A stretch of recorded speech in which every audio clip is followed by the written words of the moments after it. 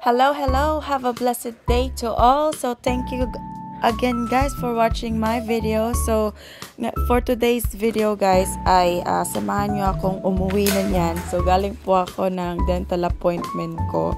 Nagpatingin ako sa hygienist ko for second appointment. Kasi ngayong una ay nilinis na yung baba ng ipin ko. Tapos at that time ay tinapos na yung upper part ng aking teeth.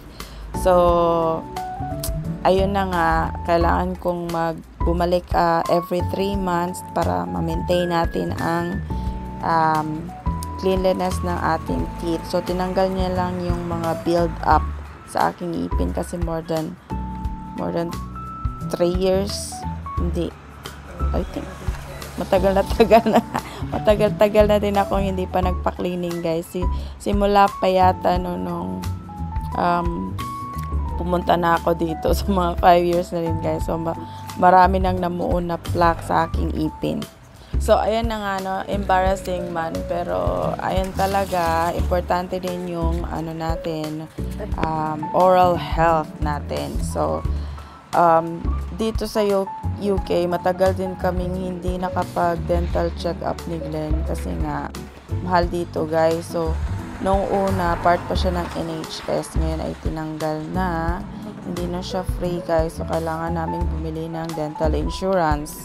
So yung dental insurance na binili namin is covered lang yung dental check-up at saka 2 appointment sa hygienist. Every year yan guys. So nagbabayad lang kami ng £10 per month. Yeah, each person na yan guys. Tapos yung sa mga kids naman namin free pa naman sila. Ayun nga lang, dahil marami ang nasa nagko-queue pa, wala pang appointment sila Zuri at saka si Gavin.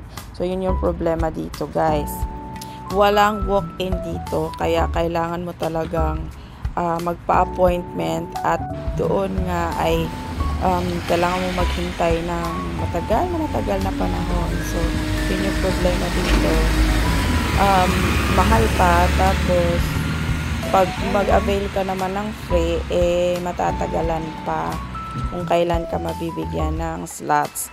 So yun yung parang lang dito sa UK guys, yung disadvantage.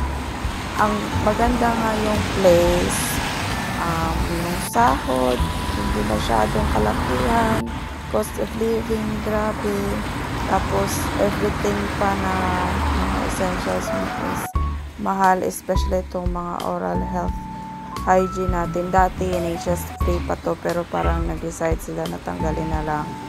So ewan ko na lang kung paano na to, kaya kailangan nating magdenti-dentisan para maiwasan yung mga kung anong kailangan ipang-spend sa diba, sa pera mo. So ayan na nga guys, pauwi na ako niyan dahil kukunin ko pa yung mga kids sa school. So ito nga yung bus stop nila. At ayun nga guys, thank you sa panonood.